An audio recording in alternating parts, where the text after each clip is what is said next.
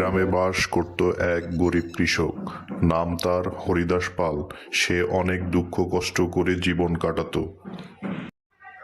একদিন কৃষক তার জমিতে কাজ করতেছিল।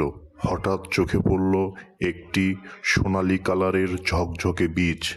বীজটি সে হাতে নিল এবং ভাবতে থাকলো, এটি কি? সে মনে মনে ভাবতে থাকলো, এই বীজটি হয়তো তার ভাগ্য পরিবর্তন করতে পারে, সব দুঃখ কষ্ট দূর করে দিতে পারে।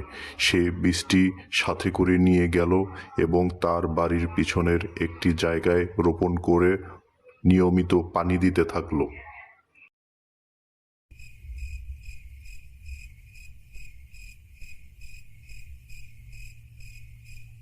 কৃষক রাত্রে ঘুমিয়ে পড়ল। হঠাৎ স্বপ্নে দেখল এক ডাইনি বুড়ি কৃষকের কাছে এসেছে। এই বীজটি তোর জন্য আশীর্বাদ। এটি রোপণ করার পরে একটি গাছ হবে। এই গাছটি থেকে অনেক ফল দিবে। এই ফলগুলো তুই গরিব, দুঃখী, অসহায় মানুষদের মাঝে বিলিয়ে দিবি। পরদিন সকালে কৃষক বাড়ির পিছনে গিয়ে দেখে গাছটি অনেক বড় হয়েছে এবং অনেকগুলো ফল ধরেছে। কৃষক খুশি মনে সবগুলো ফল পারল এবং গ্রামের গরিব, দুঃখী, অসহায় মানুষদের মাঝে বিলিয়ে দিল।